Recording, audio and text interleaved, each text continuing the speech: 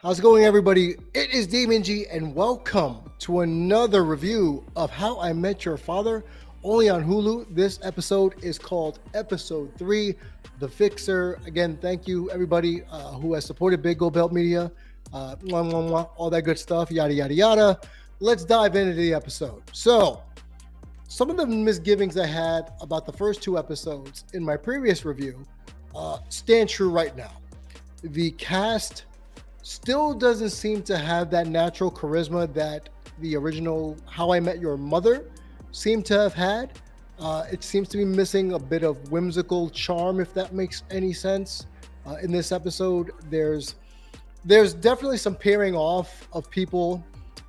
If it's between Jesse and Sophie, or just Sid trying to find a way to kind of reconcile with his long distance relationship with his fiance. There's a lot of stuff going on in this episode that sees a lot of crossing off and a lot of just trying to build bonds. And with every friendship and with every kind of acquaintanceship you have, you try to build these bonds slowly and organically. But obviously, for a sitcom, we don't know how much time has passed in between all these people meeting and all these people trying to be friends. So this episode, again, is called The Fixer. Basically, Sophie's character, Hilary Duff's character, Sophie, is trying to hook up Christopher Lowell's character, Jesse, with online dating success. Being that she's a photographer, she wants to find the perfect Tinder profile picture for him as he embarks onto the dating scene in terms of the swipe right culture. And let me tell you, as someone who himself is annoyed by the swipe right culture, I understood exactly everything that Jesse's character was going through when trying to be placed in this bubble, while Sophie having to kind of talk him into it. As you know, with episode 1 and 2, he is best known, Jesse's character is best known as the failed proposal guy, and that has followed him into this episode. We also find out that Sophie has gone on over 88 Tinder or online dating dates in one calendar year. Who has that much time? Who has that much time to go on 88 dates in a year? First dates, mind you. She said she went on 88 first dates in a calendar year. That is ridiculous. That is way too many first dates. Lady, get a hobby. It's one of the first things that comes to my mind. Basically, that's one part of the episode. Then there's the other part. Excuse me. There's the other part, basically, of Charlie and Ellen, the British boyfriend and the lesbian sister of Jesse, trying to find apartments. So it was kind of suggested that, hey, maybe they room together, kind of save money. And then there's some weird shenanigans between Ellen and Charlie, basically not being able to kind of make the roommate thing work because they're looking at apartments in the city and take it from a guy who is born and raised in New York. It is really hard when you go to an open house to kind of finalize renting an apartment in New York City. And this was before COVID. I don't even know how it is, because right now I live in DFW, how hard it can be after COVID. And sometimes it's a lot easier in New York City to just partner up and pay $2,000 divided by 2 equals $1,000 for a box. The shenanigans started when they were going to an open house because Ellen didn't want to be roommates with Charlie. Charlie wanted to be roommates with Ellen. And again, this continues Charlie's arc on being the fish out of water who has come from money and now is dead broke. And basically, he wins the apartment. And in case you guys didn't know, this is light spoilers, mostly overview. Basically, what winds up happening is that Charlie wins the apartment, but the money he was going to use as a 1 year's upfront rent gets stolen off the street by a robber. Ha ha ha. And then it turns out that Ellen had no luck with her potential roommate because he basically used identity theft on her. So the shenanigans of trying to find a roommate in New York City didn't really come across as funny. And maybe it's because I'm a native New Yorker. I don't know how it is for you all watching this show, but it didn't really connect to me, or with me, I should say. We go back to Sophie really quick, and she tries to take pictures of Jesse by his school.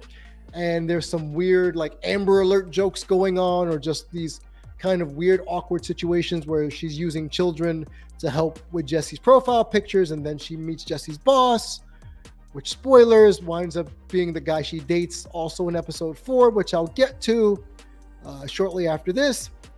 So there's a couple of underlying stories, and then there's Sid basically trying to kind of rectify his relationship with Hannah, who he's engaged to. She's in California, he's in New York, and remember, Sid owns the bar that the gang kind of hangs out in, just like back in the original series where they had McLaren's. This is the bar which they hang out. So basically, what winds up happening is that Sid, as well as Valentina, who is Sophie's roommate, Valentina tries to help him kind of spice up his long distance relationship as they take it from basically eating a HelloFresh meal over Skype to kind of get a little sexy with the use of sex toys. And let me tell you, there was some sex toy referencing that even I was kind of confused about. All I know, and kids, cover your ears if you're under the age of 18 or 21, basically it's a suction cup for your penis that's supposed to make you rock hard. And I'm getting really graphic right now, but hilarity ensues because Sid doesn't know how to operate it, and apparently it operates like an Alexa, and he tells Hannah that it's not really working out for him. Long story short, blah, blah, blah. And then she gets annoyed and then slams the laptop down because they both tried to be sexy for each other, and it failed miserably. So we tie all these stories together where, as the episode happens, they kind of give up on trying to give get Jesse photos. So Jesse winds up trying to hook up with a girl at a bar, an attractive woman at a bar, and it winds up that when Jesse goes to get her a drink, the woman in question is messaging her friends in a group chat talking about, hey, I've met failed proposal guy, blah, blah, blah. Like, it's so funny, making a joke of him. And then Sophie gets really annoyed because she's overhearing. She's that friend at the bar that's kind of like peeking to see how the date is going, and goes on this weird diatribe on how wonderful Jesse is, singing his praises, that he's not some joke. And what winds up happening is, turns out that the girl in question would have slept with Jesse, but Sophie cock-blocked. It's that simple. She cock-blocked him, and it winds up that the girl kind of just walks away. But Sophie goes on this whole like soliloquy about how hard it is to find love in New York City, and how hard it is to find that person, your person. And then the woman that Jesse was trying to hook up with or go out with basically commiserates the story and then just walks away because Sophie fucked it up and she cock-blocks him. So we're kind of getting this whole thing where Sophie and Jesse might be the Ted and Robin of the group. If you want to go back to the original series, that's the vibe I'm getting. Early indications here that they wind up together at some point. But to go to that road, obviously, she winds up being interested in Jesse's boss, Drew. So basically what winds up happening is that now she is going on dates with Jesse's boss, or at least he asks for her number. And after Jesse realizes how much Sophie actually cares about him as a person, decides to give her Drew's number, and then she beats Drew to the punch. Basically, she calls Drew, sets up a date. So in episode 4, we're going to be treated to their first date, which would be interesting. Again, like I said, a lot of awkward interactions here with the cast. There isn't a lot of chemistry yet. I've yet to see it in the first 3 episodes. It's a lot of just trying to piece together the friendships, but it doesn't come across as a natural progression of closeness, sort of how the original cast have. And maybe I'm a little biased. Maybe I'm a little kind of perturbed that they don't have that instant chemistry.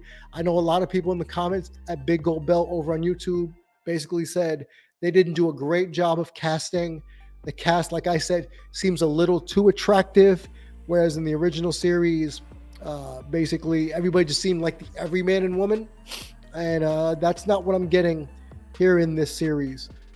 Basically, what winds up happening at the end also is that Sid winds up getting a flight from Valentina because she used to hook up with a Polish pilot or something like that, and winds up going to basically Hannah's apartment to close the distance, to have dinner with her, to be with her, because he makes this whole proclamation that he just wants to have dinner and have sex with her in person, and Valentina makes that happen.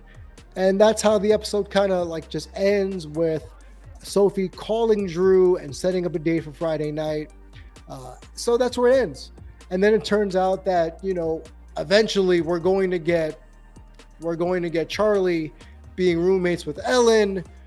So everybody's going to be rooming with each other, essentially. And I don't know how that's going to work so far. I know everybody kind of roomed together in the original except for Barney and Robin during season 1, but already I feel as if we're trying to shoehorn all 6 characters into being best buds, and it seems as if it's a little forced.